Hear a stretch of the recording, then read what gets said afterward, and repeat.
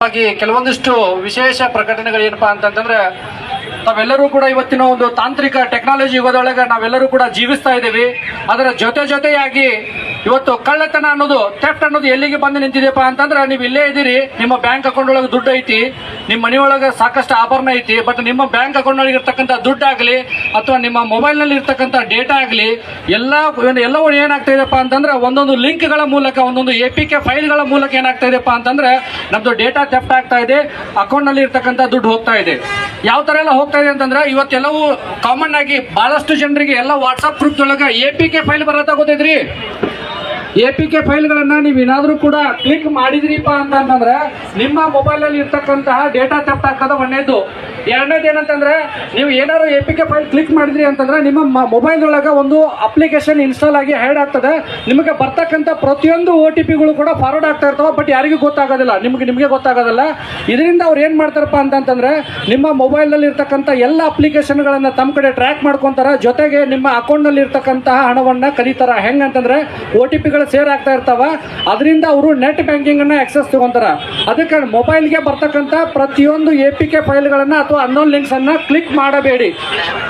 ಒಂದು. ಎರಡನೇದೇನಪ್ಪ ಅಂದ್ರೆ, ಇತ್ತೀಚೆಗೆ ಒಂದು ಜನರಿಗೆ ಸಾಕಷ್ಟು ರೀತಿ ಒಳಗೆ ಫ್ರಾಡ್ ಆಗ್ತಾ ಇದೆ, ಸೈಬರ್ ಫ್ರಾಡ್. ಏನಪ್ಪಾ ಅಂತಂದ್ರೆ ಡಿಜಿಟಲ್ ಅರೆಸ್ಟ್ ಅಂತೇಳಿ. ಡಿಜಿಟಲ್ ಅರೆಸ್ಟ್ ಅಂತಂದ್ರೆ ತಮ್ಮ ಮೊಬೈಲ್ಗಳಿಗೆ ತಮ್ಗೆ ಕರೆ ಮಾಡ್ತಾರ. ನೀವು ಒಂದು ಮ್ಯಾಟ್ರಿಮೋನಿಯಲ್ ವೆಬ್ಸೈಟ್ ಆಗಲಿ ಅಥವಾ ಒಂದು ಯಾವುದೋ ಒಂದು ಪ್ಲಾಟ್ಫಾರ್ಮ್ ಒಳಗೆ, ಅಮೆಜಾನ್, ಫ್ಲಿಪ್ಕಾರ್ಟ್ ಒಳಗೆ ಒಂದು ಡ್ರೆಸ್ ಅನ್ನು ಆರ್ಡರ್ ಮಾಡಿರ್ತೀರಿ, ನಿಮ್ದು ಅಡ್ರೆಸ್ ಅನ್ನ ಕೊಟ್ಟಿರ್ತೀರಿ, ಯಾವುದೋ ಮಾಲ್ಗೆ ಹೋಗಿರ್ತೀರಿ, ಅಲ್ಲಿ ಕೂಡ ನಿಮ್ಮ ಅಡ್ರೆಸ್ ಅನ್ನ ಕೊಟ್ಟಿರ್ತೀರಿ. ಈ ಮೂಲಕ ಅವ್ರು ಏನ್ ಮಾಡ್ತಾರಪ್ಪ ಅಂದ್ರೆ, ನಿಮ್ದು ಅಡ್ರೆಸ್ ಅನ್ನ, ನಿಮ್ಮ ಹೆಸರನ್ನ ಕ್ಯಾಪ್ಚರ್ ಮಾಡ್ಕೊಂಡು ಒಂದು ಫೈನ್ ಡೇ ನಿಮ್ಗೆ ಕರೆಯನ್ನ ಮಾಡ್ತಾರೆ. ಏನಪ್ಪಾ ಅಂತಂದ್ರೆ, ನಿಮ್ಮ ಹೆಸರೊಳಗೆ ಅಡ್ರೆಸ್ ಎಲ್ಲ ಹೇಳ್ತಾರೆ, ಫೋನ್ ಮಾಡಿ ನಾವು ಫೆಡೆಕ್ಸ್ ಕೊರಿಯರ್ ಇಂದ ಮಾತಾಡೋದು ಅಂತ ತಿಳ್ಕೊಂಡು ಹೇಳಿ, ನಿಮ್ಮ ಹೆಸರೊಳಗೆ ಗಾಂಜಾ, ಅಫೀಮು, ಡ್ರಗ್ಸ್ ಎಲ್ಲವೂ ಕೂಡ ಏನಾಗ್ತಾ ಇದೆ, ಕೊರಿಯರ್ ಆಗ್ತಾ ಇದೆ. ಔಟ್ ಆಫ್ ಕಂಟ್ರಿ ಕೂಡ ಕೊರಿಯರ್ ಆಗ್ತಾ ಇದೆ. ಅದಕ್ಕೆ ನೀವು ಇಲ್ಲಿಗಲ್ ಆಕ್ಟಿವಿಟೀಸ್ ಒಳಗೆ ನೀವು ಪಾರ್ಟಿಸಿಪೇಟ್ ಆಗಿರಿ. ನಿಮ್ಮ ಮೇಲೆ ಇಲ್ಲಿ ಈಗಾಗಲೇ ಇಂಥ ಒಂದು ಪೊಲೀಸ್ ಸ್ಟೇಷನ್ ಒಳಗೆ, ಇಂಥ ಒಂದು ಆಫೀಸ್ ಒಳಗೆ FIR ಆಗಿದೆ ಅಂತ ತಿಳ್ಕೊಂಡು ಹೇಳ್ತಾರ, ಫೆಡೆಕ್ಸ್ ಕೊರಿಯರ್ ಅಂತೇಳಿ.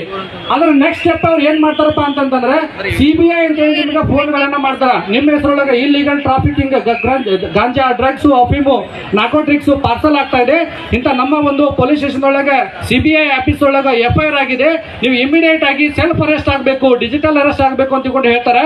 ನಮ್ಮ ಕಾನೂನೊಳಗೆ ಯಾವುದೇ ಕೂಡ ಡಿಜಿಟಲ್ ಅರೆಸ್ಟ್ ಆಗಲಿ, ಸೆಲ್ಫ್ ಅರೆಸ್ಟ್ ಆಗಲಿ ಇಲ್ಲ. ಇಲ್ಲಿ ಏನ್ ಮಾಡ್ತಾರೆ ಅಂದ್ರೆ, ವಿಡಿಯೋ ಕರೆಯನ್ನ ಮಾಡ್ತಾರೆ. ನಮ್ಮ CBI ಹೈಯರ್ ಅಥಾರಿಟಿ ಆಫೀಸರ್ ಏನಿರ್ತಾರಲ್ಲ, ಅವ್ರದ್ದೇ ಒಂದು ಯೂನಿಫಾರ್ಮ್ ಅನ್ನ ಹಾಕಿ ನಿಮ್ಗೆ ವಿಡಿಯೋ ಕರೆಯನ್ನ ಮಾಡ್ತಾರೆ. ಅವಾಗ ನೀವು ಭಯಭೀತರಾಗಿ ಏನ್ ಮಾಡ್ತೀರಪ್ಪ ಅಂದ್ರೆ, ಅವ್ರು ಹೇಳ್ತಾರ, ಈ ಒಂದು ಕೇಸನ್ನ ಕ್ಲೋಸ್ ಮಾಡ್ಬೇಕಂತಂದ್ರೆ ಇಮಿಡಿಯೇಟ್ ಆಗಿ ನೀವು ಇಷ್ಟು ಅಮೌಂಟ್ ಅನ್ನ ಹಾಕ್ರಿ, ಆದ್ರೆ ನಿಮ್ಮ ಮನೆಯೊಳಗೆ ಯಾರಿಗೂ ಹೇಳ್ಬೇಡ್ರಿ ಅಂತ ತಿಳ್ಕೊಂಡು ಹೇಳ್ತಾರ. ನೀವು 10 ಲಕ್ಷ, 20 ಲಕ್ಷ, 30 ಲಕ್ಷ ನೀವು ನಂಬಕ್ ಸಾಧ್ಯಲ್ಲ. ನಮ್ಮಲ್ಲಿ ಡಿಜಿಟಲ್ ಅರೆಸ್ಟ್ ಪ್ರಕರಣಗಳು ದಾಖಲಾಗಿ ಸುಮಾರು 1 ಕೋಟಿಗಿಂತಲೂ ಹೆಚ್ಚು ಒಬ್ಬೊಬ್ರು ಅಮೌಂಟ್ ಅನ್ನ ಹಾಕಿದ್ದಾರೆ ಮನೆಯೊಳಗೆ. ಯಾರಿಗೂ ಹೇಳಿದ್ದೀನಿ. ಅವ್ರು ಇನ್ನೂ ಒಂದು ಪಾಯಿಂಟ್ ಏನ್ ಹೇಳ್ತಾರಪ್ಪ ಅಂದ್ರೆ, ನೀವು ಅಮೌಂಟ್ ಅನ್ನ ಹಾಕಿ ನಿಮ್ಮ ರೂಮ್ ಒಳಗೆ ನೀವು ಒಬ್ಬರೇ ಸೆಲ್ಫ್ ಅರೆಸ್ಟ್ ಆಗಿ ಲಾಕ್ ಅನ್ನ ಮಾಡ್ಕೋಬೇಕು ಅಂತ ತಿಳ್ಕೊಂಡು ಹೇಳ್ತಾರೆ ಅವರು. ಸೊ ಅದಕ್ಕೆ ಈ ತರ ನಿಮ್ಗೆ ಫೆಡೆಕ್ಸ್ ಕೊರಿಯರ್ ಆಗಲಿ ಅಥವಾ CBI ಅಂತೇಳಿ ನಿಮ್ಗೆ ಫೋನ್ ಕರೆಗಳು ಬಂದಪ್ಪ ಅಂತಂದ್ರೆ, ದಯವಿಟ್ಟು ಯಾರು ಕೂಡ ನಂಬಕ್ ಹೋಗ್ಬೇಡಿ. ನಿಮ್ಮ ಹತ್ತಿರದ ಪೊಲೀಸ್ ಸ್ಟೇಷನ್ಗೆ ವಿಸಿಟ್ ಮಾಡಿ. ಇದು ಡಿಜಿಟಲ್ ಅರೆಸ್ಟ್ ಅಂತ ತಿಳ್ಕೊಂಡು ಹೇಳ್ತಾರೆ. ಇದರ ಜೊತೆಗೆ ಇವತ್ತು ಎಷ್ಟು ಜನ ಎಲ್ಲ ಬಂದಿರಿ, ಇದಕ್ಕೆ ಸೇರಾಕೋ ಕಾರಣ ಏನಪ್ಪಾ ಅಂದ್ರೆ, social media, Facebook, Instagram, WhatsApp. ಇದರೊಳಗೆ ಕೈ ಎತ್ತಿಡ್ರಿ. ಎಷ್ಟು ಜನ ನಿಮ್ಮ ಫೇಸ್ಬುಕ್, ಇನ್ಸ್ಟಾಗ್ರಾಮ್ಗಳನ್ನ, ವಾಟ್ಸ್ಆಪ್ ಅನ್ನ 2 ಸ್ಟೆಪ್ ವೆರಿಫಿಕೇಶನ್ ಅಥವಾ ಲಾಕ್ ಅನ್ನ ಮಾಡ್ಕೊಂಡಿರಿ? ಇಲ್ಲಿ ಮುಂದಿರೋರು ಅಷ್ಟೇ ಮಾಡ್ಕೊಂಡ್ರ, ಉಳಿದವ್ರದೆಲ್ಲರೂ ವಾಟ್ಸಪ್, ಇನ್ಸ್ಟಾಗ್ರಾಮ್ ಹ್ಯಾಕ್ ಆಗ್ತಾವ. ಹೆಂಗ್ ಹ್ಯಾಕ್ ಆಗ್ತಾವ ಕೇಳ್ರಿ. ಫೇಸ್ಬುಕ್ ಮತ್ತು ಇನ್ಸ್ಟಾಗ್ರಾಮ್ ಒಳಗ ಕಂಪಲ್ಸರಿ ಆಗಿ ನೀವ್ ಏನ್ ಮಾಡ್ರಿಪ್ಪ ಅಂದ್ರೆ, 2 ಫ್ಯಾಕ್ಟರ್ ಅಥೆಂಟಿಕೇಶನ್ ಅನ್ನ ಆನ್ ಮಾಡ್ಕೊಳ್ರಿ. ನಮ್ಮ ಸ್ಟೇಷನ್ ಒಳಗೆ ಸಾಕಷ್ಟು ಸ್ಟೂಡೆಂಟ್ಸ್ ಬರ್ತಾರೆ, ಸೀನಿಯರ್ಸ್ ಬರ್ತಾರೆ. ಏನಪ್ಪ ಅಂದ್ರೆ, ಸರ್ ನನ್ನ ಇನ್ಸ್ಟಾಗ್ರಾಮ್ ಅಕೌಂಟ್ ಹ್ಯಾಕ್ ಆಗಿದೆ ಅಂತ ತಿಳ್ಕೊಂಡು. ಯಾಕೆ 2 ಸ್ಟೆಪ್ ವೆರಿಫಿಕೇಶನ್ ಮಾಡ್ಕೋಬೇಕಂದ್ರೆ, ಇವತ್ತು ನಾವು 40 ಲಕ್ಷ, 50 ಲಕ್ಷ, 1 ಕೋಟಿ ರೂಪಾಯಿ ಮನೆಯನ್ನ ಕಟ್ತೀವಿ. ಮನೆ ಬಾಗಿಲು ಏನು, ಮುಂದಿನ ಬಾಗಿಲು ಏನಿರ್ತದೆ ಅಂದ್ರೆ ಸಾಗವಾನಿ ಡೋರ್, ಗೋದ್ರೇಜ್ ಲಾಕ್ ಇರ್ತದೆ.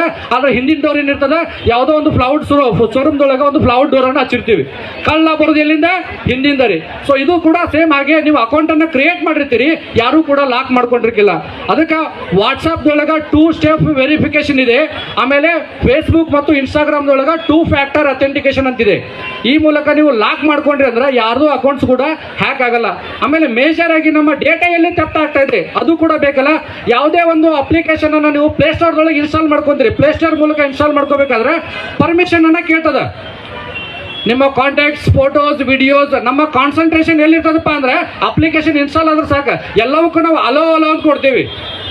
ಯಾವ ಒಂದು ಅಪ್ಲಿಕೇಶನ್ ಅನ್ನು ನಾವು ಪ್ಲೇಸ್ಟೋರ್ ಇಂದ ಡೌನ್ಲೋಡ್ ಮಾಡ್ಕೊಂತೀವಿ, ಪ್ರತಿಯೊಂದಕ್ಕೂ ನಾವು ಪರ್ಮಿಷನ್ ಅನ್ನ ಕೊಟ್ಟಾಗ ಏನಾಗುತ್ತಪ್ಪ ಅಂತಂದ್ರೆ ಆ ಒಂದು ಅಪ್ಲಿಕೇಶನ್ ಅನ್ನ ಡೆವಲಪ್ ಮಾಡಿದಂತ ಡೆವಲಪರು ನಿಮ್ಮ ಡೇಟಾ ಎಲ್ಲ ಕೂಡ ರಿಟ್ರೀವ್ ಮಾಡ್ತಿರ್ತಾನೆ ಬ್ಯಾಕ್ ಎಂಡ್ ಒಳಗೆ.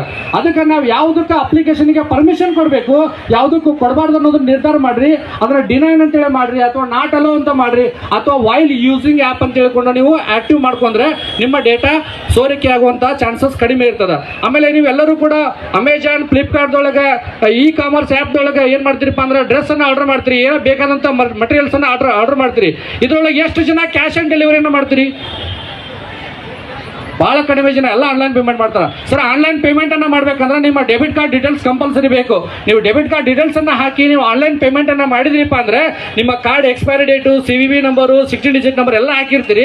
ಅದು ಎಕ್ಸ್ಪೈರಿ ಆಗ್ತಿರ್ತದಲ್ರಿ, ಆ ಒಂದು 3 ಡೇಸ್ 4 ಡೇಸ್ ಬಿಫೋರ್ ಅವತ್ತ ಫೋನ್ ಮಾಡಿ ಹೇಳ್ತಾರಪ್ಪ ಅಂದ್ರೆ ನಿಮ್ಮ ಕಾರ್ಡ್ ಡೀಟೇಲ್ಸ್ ಅನ್ನ ಹೇಳ್ತಾನ, ಇದನ್ನ ರಿನಿವಲ್ ಮಾಡ್ಬೇಕಂತ ತಿಳ್ಕೊಂಡು ಹೇಳಿ ನೀವು ವೆರಿಫೈ ಮಾಡ್ಕೊಂತೀರಿ. ಅವು ಹೇಳಿದಂತ ಎಲ್ಲ 16 ಡಿಜಿಟ್ ನಂಬರು, CVV ನಂಬರು ಎಲ್ಲವೂ ಸರಿಯಾಗಿರ್ತದೆ.